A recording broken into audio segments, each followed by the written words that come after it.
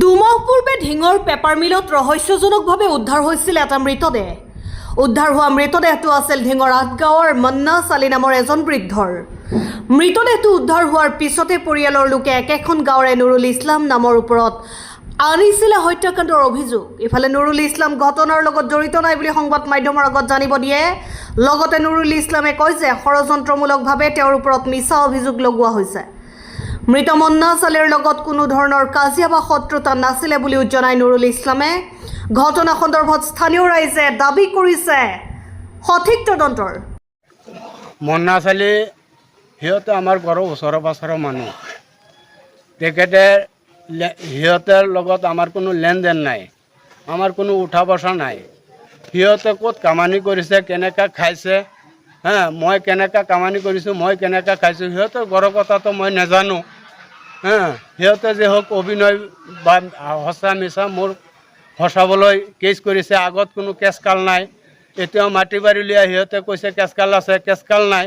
সিহঁতৰে মুৰ্গী চৰাই নাই, গৰু ছাগলী নাই, ল'ৰা ছোৱালী নাই, মোৰো গৰু ছাগলী নাই, ল'ৰা ছোৱালী নাই। মানে এনেকৈ আমি কেছ দেখা নাই। এনেকৈ মিছা অভিনয় দি পেলাই এটা মানুহ ফচাবলৈ ইমান চেষ্টা কৰে যে মই এইবিলাক ক'বই নোৱাৰি। মৰাৰ 2 দিন 3 দিন পিছত মই ওচৰৰ পাছৰৰ মানুহ, মোৰ গাঁৱৰ মানুহ আছে, সিহঁতেও কিন্তু এইবোৰ বস্তু ক'ব নোৱাৰে। সিহঁতে মানুহখিনি কোনদিনা হাৰাইছে, কোনদিনা মৰিছে, আমাৰ ওচৰৰ মানুহখিনিও ক'ব নোৱাৰে, আমিও ক'ব নোৱাৰোঁ।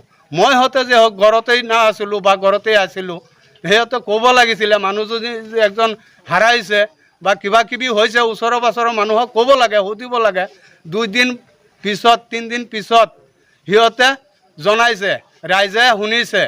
3 দিন পিছত ক'ত গৈ পেলাই লাজ পাইছে সেইবিলাক জেগাও আমি চিনা নাই, আমি জানা নাই। আমাৰ আঠগাঁও মানুহ, ওচৰৰ সমাজবাসী মানুহ আছে, সিহঁতে কোনো মানুহে ক'ব নোৱাৰে মন্না চালি হাৰাইছে বুলি।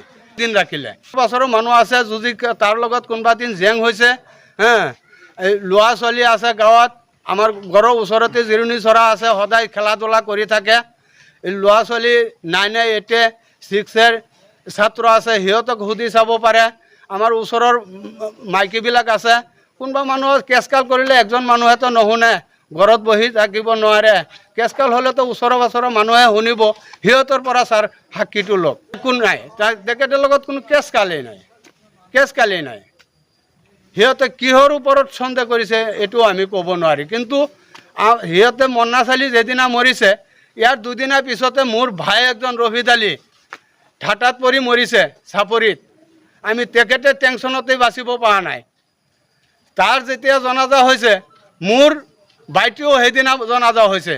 আমাৰ ওচৰৰ ৰাইজ আছে, যিবিলাক ৰাইজে জনাজা কৰিছে, জনাজাত চামিল হৈছে, সিহঁতক ৰাইজক সুধি চাওক। হয়, নিজদিং আজ্ঞা হিমামূৰীয়া গাঁওখনত যোৱা 2-3 মাহ আগত এটা অঘটন ঘটিলে। ইয়াৰ পৰা মন্না চালি এগৰাকী বয়াক্ত ব্যক্তি নিৰুদ্ধ হৈছিলে। যিখন ঘৰৰ পৰা নিৰুদ্ধ হৈছিল, সেইখন ঘৰৰ মানুহে নিৰুদ্ধ হোৱাৰ 3 দিনৰ মূৰতহে এই গাঁৱৰবাসী ৰাইজক এওঁলোকে অৱগত কৰাল যে মানুহগৰাকী ঘৰৰ পৰা ওলাই গৈছে বুলি। কিন্তু এওঁলোকৰ ঘৰৰ মানুহে কাকো সন্দেহ কৰি আঙুলিয়াই দিয়া নাছিল সেই সময়ত। কিন্তু যদি আঙুলিয়াই দিলে হয়, আমি গাঁওবাসী হিচাপে লগে লগে মানুহজনৰ নিৰুদ্ধ হোৱাৰ সময়ত আমি সহায় কৰিলে হয়। কিন্তু দেখা পাইছোঁ এই মানুহজনক য'ত মানুহজনৰ ঘৰ, ইয়াৰ পৰা প্ৰায় 3-4 কিলোমিটাৰ দূৰত মৃতদেহ ওলাইছে তাত 3 দিনৰ মূৰত। আৰু ওলোৱাৰ পিছত যেতিয়া নেকি লাষ্ট ডেড বডিটো থানালৈ আনিছিল, তেতিয়া আমি এটা সচেতন মহলে আমি তদন্ত প্ৰক্ৰিয়াৰে আগুৱাই নিবলৈ আমি আৰক্ষী প্ৰশাসনক দাবী উত্থাপন কৰিছিলোঁ। আৰু লগতে আমি ঢিং প্লেছ ক্লাবতো গৈ আমি দাবী উত্থাপন কৰিছিলোঁ যে এইটো সঠিকভাৱে তদন্ত হ'ব লাগে। যিহেতু এই মানুহগৰাকী একদম সুস্থ মানুহ আছিলে, কোনো অসুবিধা নাছিলে। এই মানুহগৰাকীয়ে দুষ্পূৰ্ণৰ লগতে হাঁহি ধেমালিৰে কথা পাতিছিলে। কোনো টকা পইচা লেনি কোনো ধন সম্পত্তি লৈ তেখেতৰ কোনো অপ্ৰীতি ঘটাবৰ কোনো পৰিস্থিতি নাছিলে। এই মানুহকেইটা এনেকৈ সুস্থ মানুহ থকাৰ পিছত যদি এনেকৈ গাঁওবাসী ফালৰ পৰা যদি হেৰাইছে, কিন্তু ঘৰৰ মানুহে অন্য ঠাই জনাব লাগিছিল, কিন্তু ঘৰৰ মানুহে জনা নাছিলে।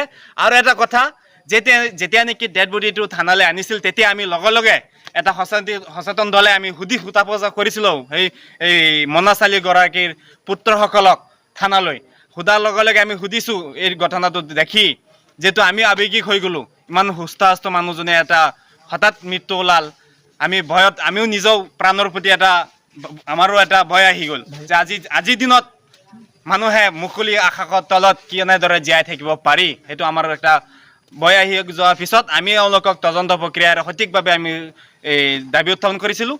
আৰু ল'ৰাবিলাক সোধ-পোছ কৰাৰ পিছত ল'ৰাবিলাকে নিজে স্বীকাৰ আহিছিল তেতিয়া যে তেখেতৰ বাপেক 6 মাহ বছৰে মূৰে কেতিয়াবা তেজপুৰৰ মেডিকেলৰ ট্ৰিটমেণ্টৰ প্ৰয়োজন হোৱা আছিলে, কিন্তু আমি এইটো অৱগত নাছিলোঁ। তেখেতৰ পুত্ৰ সন্তানৰ পৰা আমি জ্ঞাত হৈছিলোঁ এই সময়ত।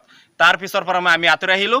1 মাহ পিছত যিটো নেকি আমাৰ তেখেতৰ ঘৰৰ ওচৰতেই এজন ব্যক্তি নুৰুল ইছলাম নামৰ ব্যক্তি, ইমান তেখেতসকলৰ লগত আলোচনা মাধ্যমেৰে কোনোদিনো আমি হাই কাজিয়া প্ৰক্ৰিয়াটো শুনা নাছিলোঁ গাঁওবাসী হিচাপে, কিন্তু হঠাৎ কাৰোবাৰ ষড়যন্ত্ৰত মূলৰ পৰি কিন্তু এই আমাৰ গাঁওবাসী নিৰহা ব্যক্তিৰ ওপৰত যিটো অভিযোগ দিছে সেয়া আমি সঠিকভাৱে তদন্ত আগুৱাই নিয়াটো বিচাৰিছোঁ প্ৰশাসনৰ ফালৰ পৰা।